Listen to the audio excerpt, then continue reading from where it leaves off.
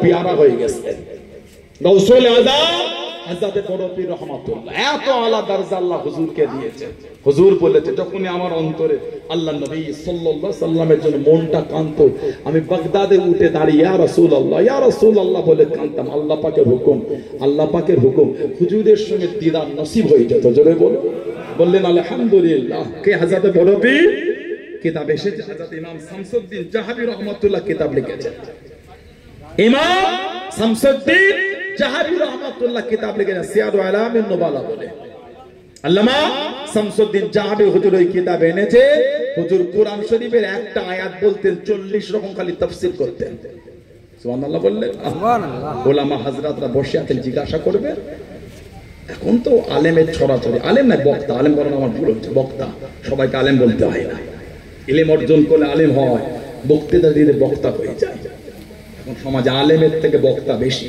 কথা বলতে না আমি নিজেকে বলছি আমি আল্লামা হয়ে গেছি না নাউজুবিল্লাহ কেন আমার নামে আপনি আল্লামা লিখলেন আল্লামা শব্দের মানে জানেন তার নামে লিখে দিলে এখন তো পীরজাদা ছড়াছড়ি হচ্ছে একটা সমাজে পীরজাদা ছড়াছড়ি চলছে একটা আপনি পীরজাদা বলে হিংসা না কেউ যদি হাকিকাতে পীরজাদা হয় আলহামদুলিল্লাহ তাকে অবশ্যই সম্মান করতে হবে মিথ্যা লাকাবের আশা করছো কেন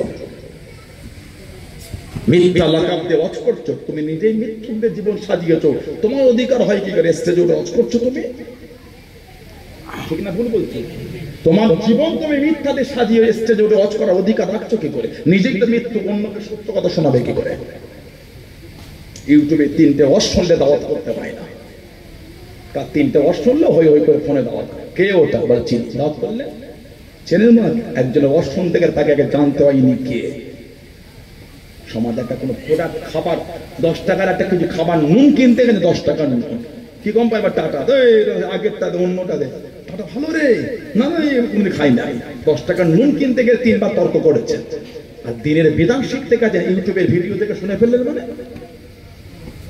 কথা বলছেন 10 টাকার নুনের প্যাকেট কিনতে গিয়ে 4বার দোকানদারের সাথে তর্ক করলে জানার কাছ থেকে শরীয়তের এলেম অর্জন করবে জীবনে যখন থাকে 3টে ইউটিউবের গজল শুনে উনি দেওয়ানা হয়ে দাওয়াত করে বসে গেল তার ওয়াজ শুনতে গেলে তার আগে জানতে হবে ওনার চরিত্রটা কেমন ব্যবহার ভদ্রতা নম্রতা নামাজ পড়ে আল্লাহ মাফ করে বর্তমান সময় 100টা বক্তা আলোচনা করে আমি আলেম বলিনি বক্তা বলেছি অত সহজ নয় আমি সবাইকে আলেম বলি না 100 জন বক্তা সমাজে ওয়াজ করলে 50 জন নামাজ পড়ে না কি বলছেন আপনি আমি কারো দুর্নাম করতে আসি নাউজুবিল্লাহ আমি হক্কানি আলেমকে ছোট করি এই হুজুর যদি নামাজ না পড়ে আমার অধিকার হয় কি পেরে গেলে বসে ওয়াজ করবো আমি কথা বলছেন না কেন ভাবতেন হুজুরটা ঝেড়ে দিল না কাউকে ঝাড়তে আসেনি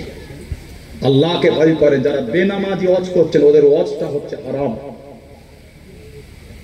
যারা বেনামাজি ওয়াজ করে ওদের ওয়াজ করাটা হলো হারাম অত সহজ নয় শরিয়ত অত সোজা মনে করেছে বসে গেলে হয়ে গেল না না আমার দাদাজান হুজুরদের ওয়াজ শোনার লোক এখানে আছে হাক্কানি আলেম ওলামাদের ওয়াজ শোনার লোক আজও আমার আব্বা হুজুর চাচাজান হুজুরদের ওয়াজ শোনেন মুরব্বিরা বাপেরা নাই আল্লাহ ওয়ালাদের ওয়াজের মাহফিলে বসলে মনটা নরম হয়ে যায় সুবহানাল্লাহ বলে যতই অন্তর শক্ত হোক কিছুক্ষণের জন্য হলো মনটা নরম হয় দুপুরা চোখের পানি চলে আসে আহা আর এখন কিছু ওয়াজ হচ্ছে এত শ্রোতারা হাসছে হেসে হাততালির ফুলঝুরি শুরু হয়ে গেছে আবার নাম বললেন কেন আপনি আমি ওনাকে বলি কে আপনি ভালো জিনিস কারণ নাম নিতে হয় না আপনি ওনাকে একা বললে কেন কত অমন আছে বসে এদিকে থাকে না বলতে ওরম কত আছে না ওয়াজের মাহফিলে যদি হাততালি হয় এটা ওয়াজের মাহফিল রইল বলে মনে হয় আপনাদের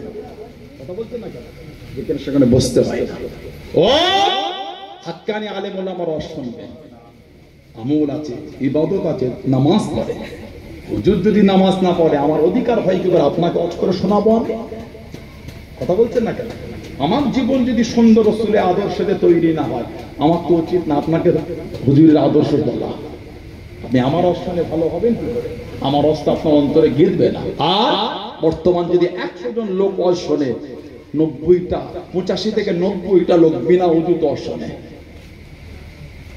আলেমের বক্তাদের শুনেছো, নিজেদেরটাকে শুনবে। আমি আপনাদের ছোট করতে আসেন, আস্তাগফিরুল্লাহ। উজু করে ওয়াজ শুনবেন, উজু করে ওয়াজের মাহফিলে বসলে মনটা নরম হয়, ওয়াজটা অন্তরে গীতে যায়, পরিবর্তন হয়ে যায়। সুবহানাল্লাহ বলে। বিনা উজু দর্শন হয় না। সব জিনিস একটা আদব আছে। আত্মীয়র বাড়ি গেলেন, জামা বিনা ইস্ত্রিতে পরলেন না, পেরেস করে সাজুগুজু করে গেছে। ধনী লোকের বিয়েতে গেলে সুন্দর কোটটাই পরে হাতে একটা দামি ঘড়ি দিয়ে চলে গেলেন, কেন?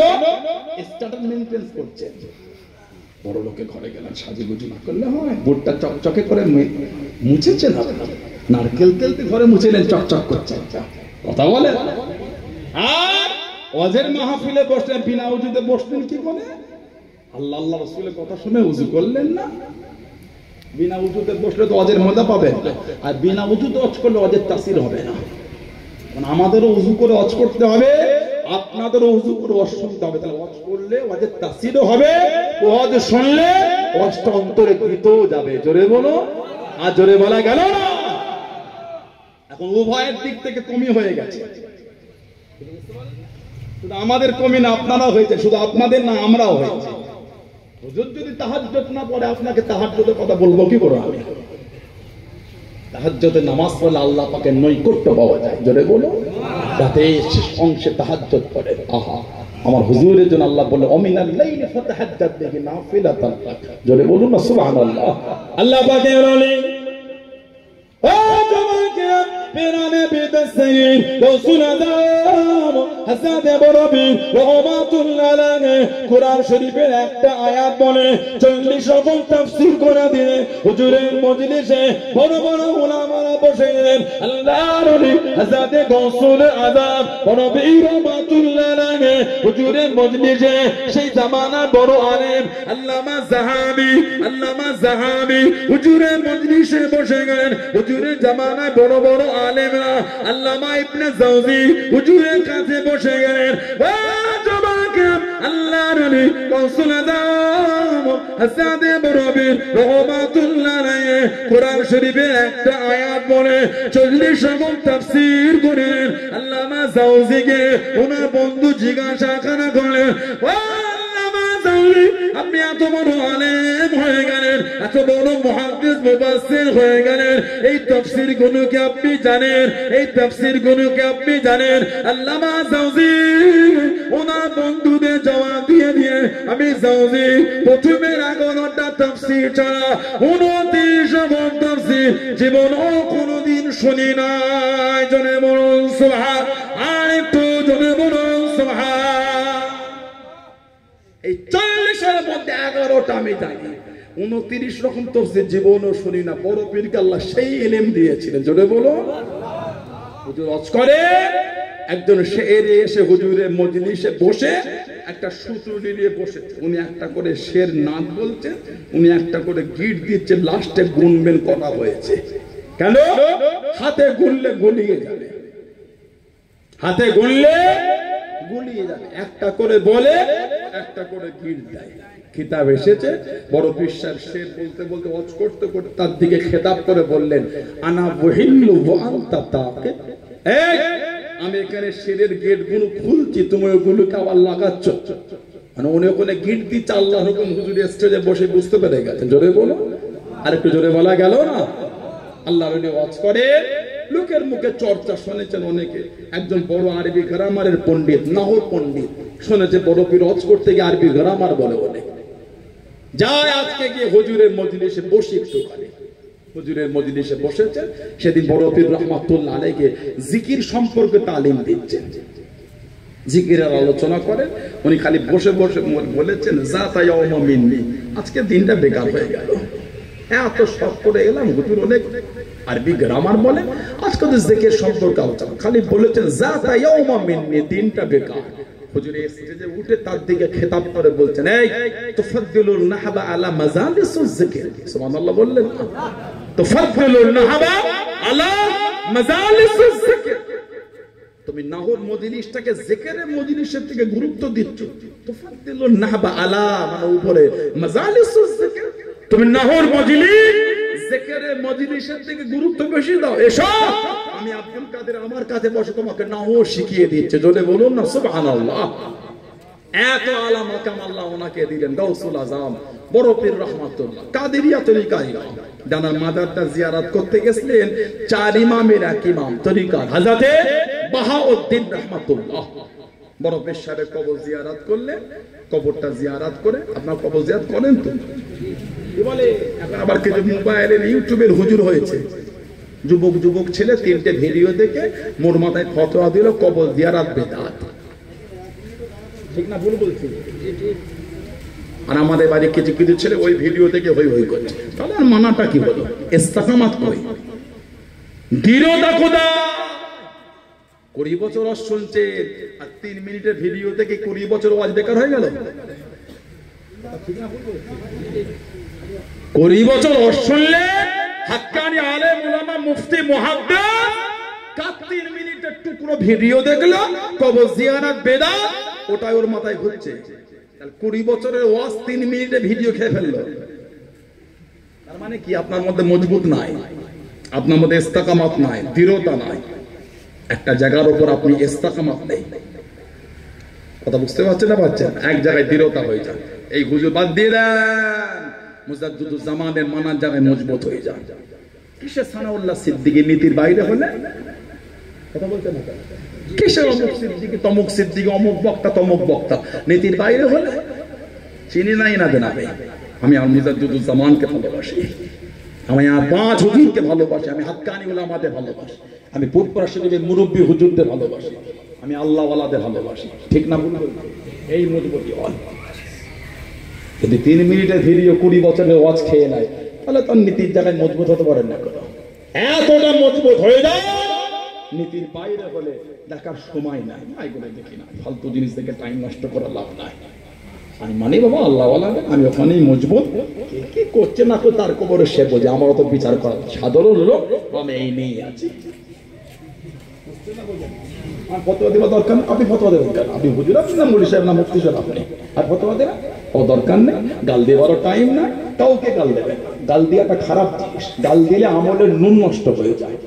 বুখারী শরীফের রিওয়ায়াতে এসেছে সিবাবুল মুসলিমে ফুসুকুন, মুসলমানকে গালি দেওয়াটা হলো ফাসিকি। গাল দিলে আমলের নুন নষ্ট হয়ে যায়, গালি দেবেন না। গাল দিলে জবান নোংরা হয়ে যায়। ভালো লোক গাল দেয় না, খারাপ লোক গাল দেয় না। ভালো লোক আপনারা গাল দেবেন কেন? দিয়ে ফেলেছে, তওবা করে ফিরে আসে, এটাই তো মানা। করে ফেলেছি, আল্লাহ মাফ করে, আল্লাহ মে দোয়া, আল্লাহ আমাকে জবানে লাগাম লাগাবা তৌফিক দাও, এই দোয়া চাও। দেখবে আর জবানে গালি আসছে না। সুবহানাল্লাহ বলে আর জোরে বলা গেল না। যাই হোক, মনে মনে আল্লাহর কাছে কাঁদো, আল্লাহ আমি করে ফেলেছি, মাফ করে আল্লাহ করিয়ে এটা। দেখবেন ওই জায়গায় মজবুত হয়ে গেছে। আপনি রাত 3টের সময় ঘুমোতে যাবেন, খালেস দিলে নিয়ত করেন, উযু করে আল্লাহ এই 3টে সূর্যে আল্লাহ 4:15 করিতে আযান, আল্লাহ তুমি 4:30 আমাকে ওটা তৌফিক দাও। আপনি যদি 3:45 তো ঘুমান, ঠিক 4:30 আল্লাহর হুকুম ঘুম ভেঙে যাবে আপনার। যদি উযু করে অন্তরে দৃঢ়তার সাথে এই নিয়ত করে ঘুমাতে পারেন, কিভাবে ডুববেন নিজে বুঝতে পারবেন না। সুবহানাল্লাহ বলে। আমাদের দৃঢ়তা কমে গেছে, আমাদের মজবুতি কমে গেছে। হযরত বড় পীর রহমাতুল্লাহ ওনার কবর জিয়ারত করতে গেলে বাহাউদ্দিন নকশবন্দি হুজুরের মাজারের কাছে দাঁড়িয়ে গেলেন। ও জওয়ানরা, ও আমার মুরব্বি বাবারা, মায়েরা, বোনেরা, ভাইরা, আল্লাহর নবী হযরত বাহাউদ্দিন নকশবন্দি রহমাতুল্লাহ আলাইহি কবরটা জিয়ারত করে কবরের পাশে দাঁড়িয়ে চোখ ভরা পানি কেঁদে কেঁদে বলা শুরু করে দেন, আল্লাহ আল্লাহ পাক আপনাকে কি মাকাম খানা দিয়ে দে, আল্লাহ পাক আপনাকে কাদেরিয়া তরিকা নির্মাণ করে দে, আল্লাহ পাক আপনাকে বড় পীর বানিয়ে দে, পীরদের পীর করে দিয়ে দে। মাজারের কাছে দাঁড়িয়ে দাঁড়িয়ে ওর পীরের প্রশংসা করেন, ওর পীরের তারিফ করেন। ও যুবক, কাশফারাতে জানতে পেরে গেলেন আল্লাহর নবী রাসূল হযরত বড় পীর রহমাতুল্লাহ আলাইহি হুজুরের মাজারের ভিতর থেকে কাশফারাতে রুহানি অবস্থায় হুজুরের কানে আওয়াজ শোনা গেল, ও বাবা বাবাদিন, তুমি আমার তারিফ করো, তুমি আমার প্রশংসা করো, তুমি আমার কথাগুলো বলো। তুমি কি জানো আল্লাহ পাক তোমাকে কি ইজ্জত খানা দিয়েছে বাবা, কি সম্মান খানা দিয়েছে বাবা। হুজুর আমি বাগানদি জানি না, হুজুর আমি বাগানদি বলতে পারবো না। আল্লাহ পাকের হুকুমে কানেতে আওয়াজটা ভেসে ভেসে চলে গেল। ও আল্লাহ পাক তোমাকে ওই মাকাম দিয়েছে বাবা, ওই সম্মানটা দিয়েছে বাবা। দুনিয়া জমিনে যেই দিকে চোখ তুলে দেখবে, যেই দিকে তোমার দৃষ্টিখানা দেবে, আল্লাহ পাকের হুকুমে ওই দিকে আল্লাহ নিকাহ হয়ে যাবে। আর কি জোরে বলা গেল না? যেদিকে তুমি দেখবে ওদিকে অটোমেটিক আল্লাহ নিকাহ হয়ে যাবে। ওনার নাম হলো বাহাউদ্দিন, ওনার লাকাব হয়ে গেল নকশাবান, নকশা করনে ওয়ালা। যেদিকে দেখতেন আল্লাহর হুকুম, আল্লাহ লিখা অটোমেটিক হয়ে যেত। আর একটু জোরে বলা গেল না? নিয়ামত আল্লাহ মিলিয়েছে, মাকাম আল্লাহ দিয়ে দিন। আল্লাহ বলেন আমার আপনার পীর জামানার মুজদ্দিদ হযরত আব্দুল্লাহিল মারুফ মুহাম্মদ আবু বকর সিদ্দিক আমার দাদা পীর সাহেব রাহমাতুল্লাহ। বলুন না সুবহানাল্লাহ। আল্লাহ পাক জানাকে জামানার মুজদ্দিদ করেছেন। আল্লাহ পাক জানার এত ইজ্জত দিয়েছেন। আল্লাহর নবী সাল্লাল্লাহু আলাইহি ওয়াসাল্লাম স্বপ্নে বলছেন আবু বকর তোমার নাম আমি নবী দিয়ে দিলাম আব্দুল্লাহ। বুখারী শরীফের রিওয়ায়াত এসেছে মান রাআনি ফিল মানাম রাআল হক, যে আমাকে স্বপ্ন দেখলো সত্যি দেখলো আমাকেই দেখলো। জোরে বলো। হুজুর বলে তোমার নাম দিলাম আমি নবী আব্দুল্লাহ। আল্লাহর নবী উনার মুজাদ্দিদুল জামানের নাম দিয়েছেন আব্দুল্লাহ স্বপ্নের মধ্যে। জোরে বলো। এটা কোন জেলা? এটা এই জেলার লোক ফুরফুরায় যায় না? তাহলে বেশি বলো না, আমার সাথে দ্বিমত আমাকে নিয়ে বলে দরবারে পাকানো হচ্ছে কেন? ফুরফুরা শরীর রাজনীতি দরবার নাই, মনে রাখবেন। আবার বলছি, আমি আগেও বলেছি আবার বলে দিচ্ছি, যিনি করছে ওটা ওই ওই পীর জালালের ব্যক্তিগত। আমি কার বিরোধী করবো না, আমার উচিত না। কেন করবো? আমি তার ব্যক্তিগত স্বাধীনতা আমি হস্তক্ষেপ করবো কেন?